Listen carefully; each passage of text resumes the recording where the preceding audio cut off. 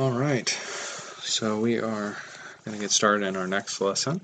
We're going to move on from talking about some temple furniture to talking about a particular ceremony that was ritual ceremony that was instructed for the cleansing of leprosy. And so this is actually going to be a two-part lesson. I'll split it into two parts so I don't overwhelm you, and also can just make it a little bit, take a little more time diving into it. So super cool ceremony on how it points to Jesus, and just really neat. You might pass over it if you weren't paying too much attention to it, but we are going to jump right in and just start reading in Leviticus chapter 13. Leviticus 13, verses 1 through 8. The Lord said to Moses and Aaron, when anyone has a swelling or a rash or a shiny spot on their skin that may be a defiling skin disease, they must be brought to Aaron, the priest, or to one of his sons who is a priest. The priest is to examine the sore on the skin, and if the hair in the sore has turned white, and the sore appears to be more skin than skin deep, it is defiling to skin disease. When the priest examines that person, he shall pronounce them ceremonially unclean. If the shiny spot on the skin is white, but does not appear to be more than skin deep, and the hair in it has not turned white, the priest is to isolate the affected person for 7 days. On the seventh day, the priest is to examine them, and if he sees that sore is unchanged and has not spread in the skin, he is to isolate them for another 7 days. On the seventh day, the priest is to examine them again, and if the sore has faded and has not spread in the skin, the priest shall pronounce them clean. It is only a rash. They must wash their clothes, and they will be clean. But if the rash does spread in their skin after they have shown themselves to the priest to be pronounced clean, they must appear before the priest again. The priest is to examine that person. If the rash is spread in the skin, he shall pronounce them unclean. It is a defiling skin disease. Anyone with such a defiling disease must wear torn clothes, let their hair be unkempt, cover the lower part of their face, and cry out, unclean, unclean. As long as they have disease, they remain unclean. They must live alone. They must live outside the camp. So, this is specifically this is talking a lot about defiling skin conditions. That's this translation. But some of these translations will actually use, or a lot of them, use the word leprosy. And the word leprosy in most Bibles actually is used because of the original translation of the Septuagint, which is the Greek translation of the Old Testament. And so they used the word leprosy. And leprosy is definitely a skin condition. It's a terrible disease. It causes limbs to fall off and all kinds of terrible things. But in this case, leprosy actually just means any contagious skin condition, which is why this translation used that word, defiling skin disease. And so leprosy is just any kind of skin disease, and this word is actually used. One of the reasons it's translated otherwise in a lot of more modern translations is because the same word's used for talking about mold and house. It's talking about any kind of impure spreading disease. And so leprosy is certainly included in that, and certainly there would have been cases of that. However, leprosy was not the exclusive instance for this. So it's a kind of a clarifying note on this, but anyone with a skin condition, whether a little rash, whatever, was to visit a priest. And the priest would determine if the person was contagious, and even quarantine them up for 2 periods of 7 days before declaring them either clean or unclean. So the priest would take a look at it and say, hey, is this just skin deep, or does it go deeper? And take a look at if it's spreading, all that stuff. And their job was to determine, hey, is this person have an unclean disease that's contagious? If they immediately could tell that, then they were to be sent out of the camp. If they were not sure one way or another, they would be quarantined for a week, come back, still not sure, quarantine for another week, come back. And so the priest would take a look at the person and determine if it was just a little rash and it was going away, or if it was something much bigger than that. And so we're told that anyone who was considered unclean and had this disease, leper, anything like that, they were to wear torn clothes, so they were to make themselves very obviously unclean. So they would wear torn clothes, grow out their hair. They're supposed to cover the lower part of their face when they're around other people, and live outside the camp. And if anybody that is a clean person is to walks up near them and their presence, then that person is to shout out, the unclean person with the disease is to shout out, unclean, unclean, unclean, over and over again, so that you knew this person was considered unclean. And so this was the law for people with leprosy. So they did have to be pretty instantly recognizable. Now, it's interesting to note that a disease that was eating away at your skin was a picture of how sin eats away at our lives. And so leprosy, or the skin diseases, become this picture for sin of like how it's constantly eating away at us. And so anyway, so this is going to be important as we look at the symbolism of everything here. But if someone was cured of their condition, they had to go through a specific cleansing ceremony. And that's really where we're going to focus. So the priest, let's say you did get sent out as unclean, and the priest took a look at you, and one day all of a sudden your skin condition was gone. It was healed. You were healed for whatever reason. God had healed you. You got better, all of that. You showed up to the priest and said, hey, I am clean now. And the priest, I am no longer contagious. And so the priest would have to inspect you.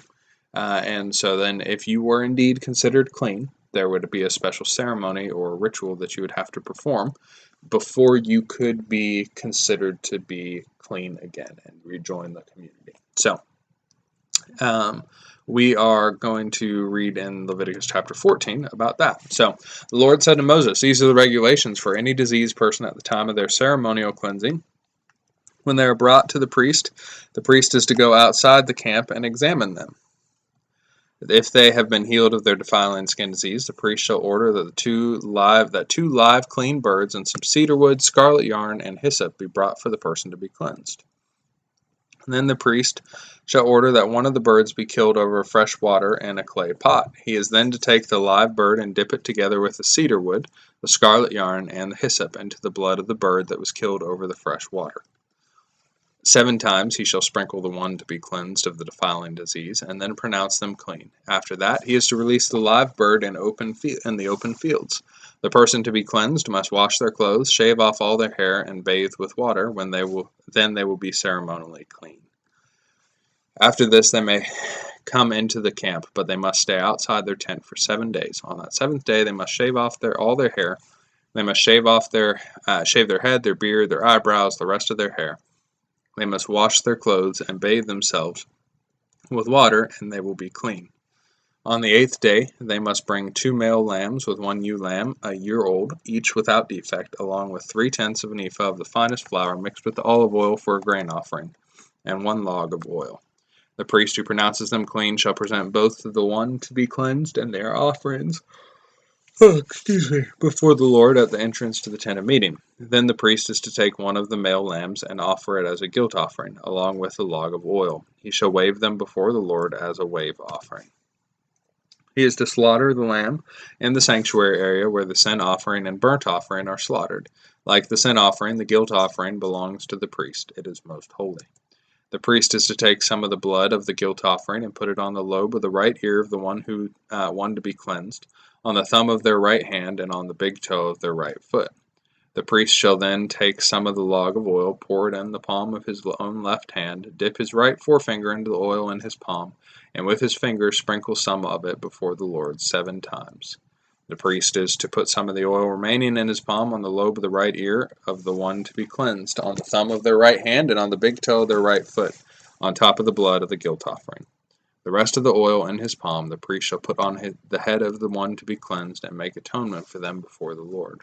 Then the priest is to sacrifice the sin offering and make atonement for the one to be cleansed from their uncleanliness. After that, the priest shall slaughter the burnt offering and offer it on the altar together with the grain offering, and make atonement for them, and they will be clean. Okay, so we are actually only going to cover half of this today, but I wanted you to hear the whole thing.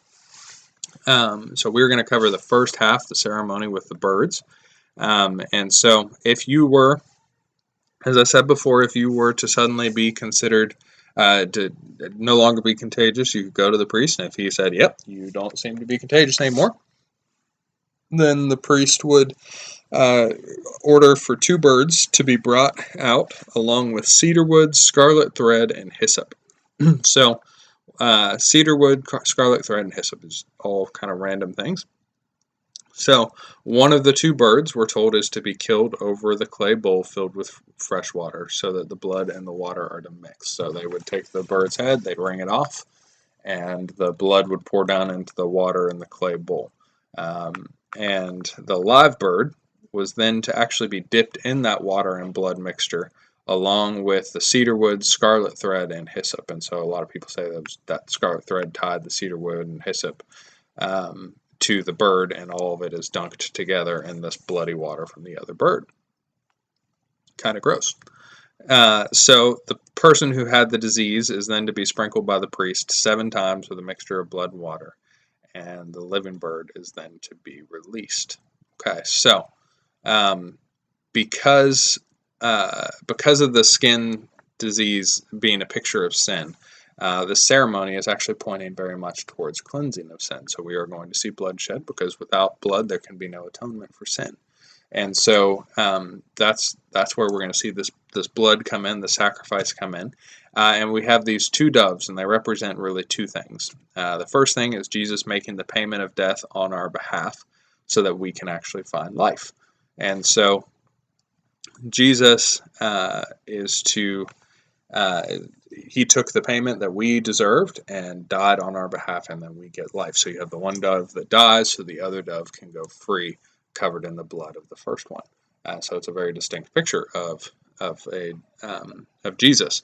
And then the second one is the death of our old nature and our new life. So we have the Bible talks about, you have the death of the old man, which is your sin nature, and then you have a new life that comes once you accept Christ into your heart. And so we have this picture. Both of these pictures are kind of happening with the dove here, one being killed and one being set free with the blood of the other on it.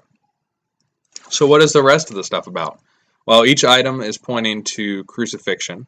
So cedar wood, it points to the cross. Wood, we have pointing distinctly to the cross.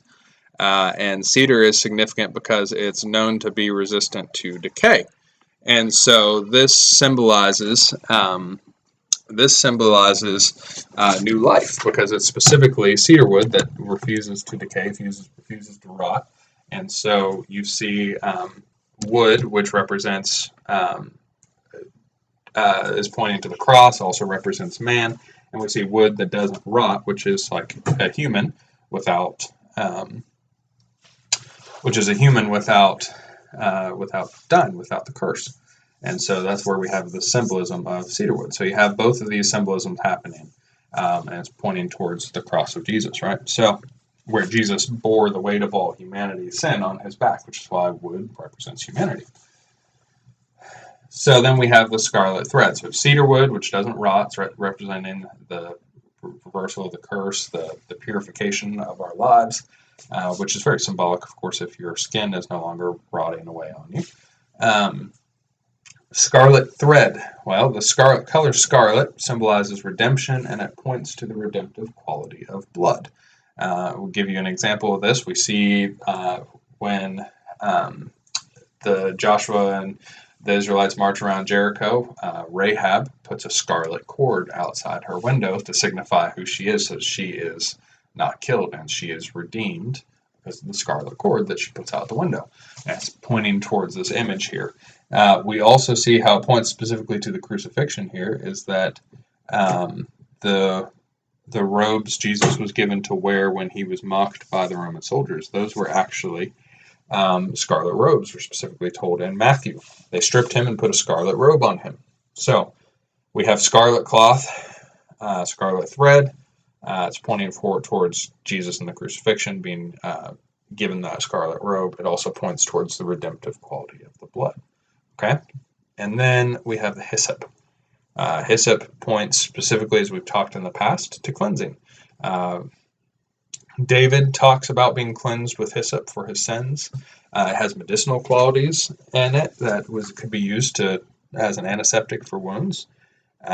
It's also used to paint the blood of the lamb on the doors during Passover. So it's they would raise up a stalk of hyssop dipped in lamb blood and paint it on the lintels of the door.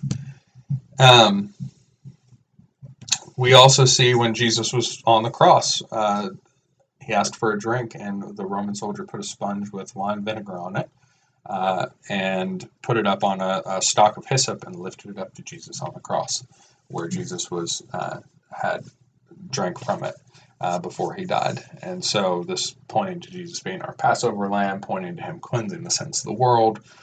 Some very distinct symbolism there with the hyssop, and it's the hyssop that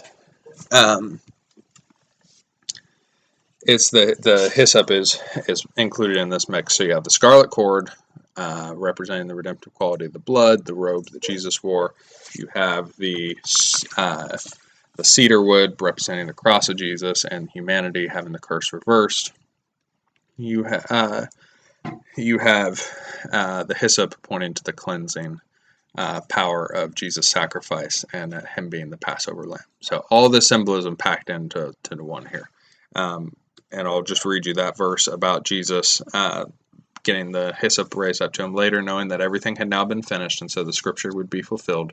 Jesus said, "I'm thirsty." A jar of wine vinegar was there, so he soaked the sponge in. They soaked the sponge in it, put the sponge on a stalk of the hyssop plant, and lifted it to Jesus' lips. Okay, so there's still another element here that we want to talk about. So we've talked about all the things that are dipped in with the bird, and let's talk about the clay bowl now. So the clay bowl represents humanity, actually, which needs to be cleansed by the blood. Well, I thought the wood represented humanity. Well, it does, but clay also represents humanity. Isaiah 64:8, "Yet you, Lord, are our Father. We are the clay. You are the potter. We are the work of your hand." So it's pointing to Jesus, or God being the potter who molds the clay. And so clay is symbolic of humans. Remember, actually, humans were made from dirt, right? And so just like the clay pots are molded by a creator, we see humans are also created from dirt in Genesis. So this is pointing towards humanity that needs the power of the blood and the water. And so that leads us to the water and the blood, the symbolism of that. What this represents is the cleansing power of the blood. And so water is used actually to cleanse and clean, right? We use water when we clean a lot. Blood provides our atonement. And so the two together point to the cleansing power of the blood. And so this image poured into the blood of the sacrificial animal, poured and mixed in with the water and poured into a clay bowl, is pointing towards this image of humanity needing to be cleansed by the water and the blood.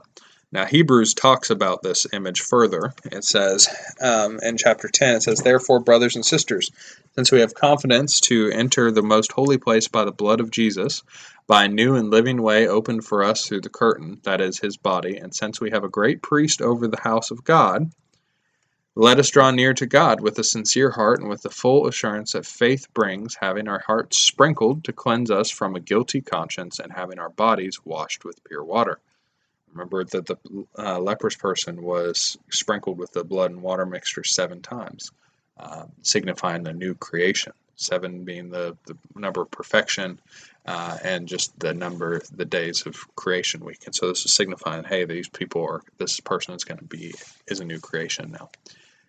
And so but we see that here it's talking about we're sprinkled with bodies washed with pure water and blood. And so the secondary symbolism here is pointing to Jesus. Let's talk about the crucifixion here as well. John 19. "But when they came to Jesus and found that he was already dead, they did not break his legs. Instead, one of the soldiers pierced Jesus' side with a spear, bringing a sudden flow of blood and water." And so this is pointing distinctly to the cross. But in 1 John, we kind of get a reference to this as well. And so 1 John 5, we're told, "This is the one who came by water and blood, Jesus Christ. He did not come by water only, but by water and blood.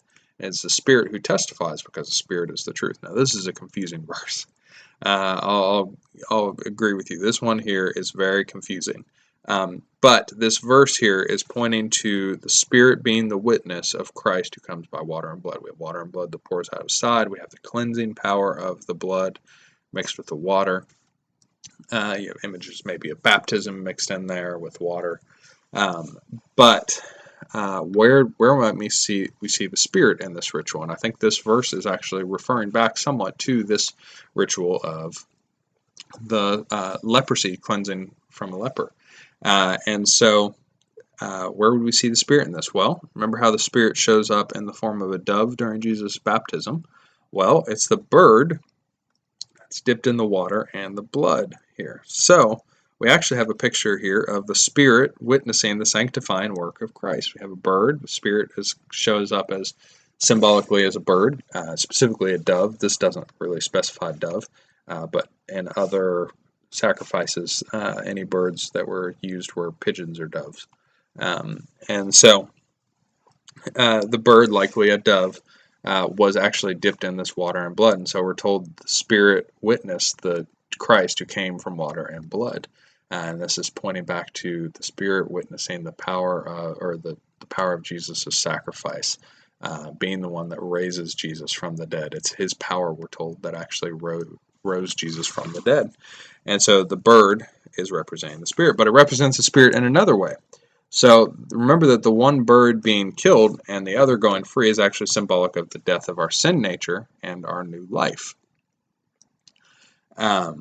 And so we have that as a symbolism, but in Romans chapter 8 we see, and if the Spirit of him who raised Jesus from the dead is living in you, he who raised Christ from the dead will also give life to your mortal bodies because of his Spirit who lives in you. So it's this. We have this image with the birds. One has given life to the other, and so Jesus, we're told here, was raised from the dead by the power of the Spirit, and that same Spirit lives in us. So, because of that, our dead and mortal bodies will find life because the Spirit resides in us, and so.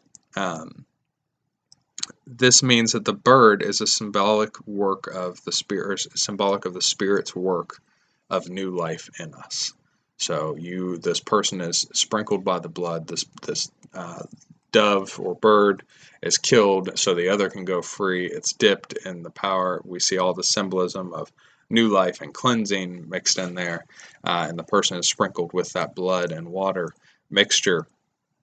And the dove goes flying away, flapping off the mixture of water and blood that's dripping off its wings as it spreads it across the land. And so this is symbolic of the Spirit being seen in the dove, witnessing the work of new life that Jesus did in us, as we see in this verse we just read. So I know that's complicated. We're going to see the other half of the picture because there's way more to this ceremony as you saw in the verses. But we are going to stop there. We're going to focus on just that, and we are going to finish the rest of it next week.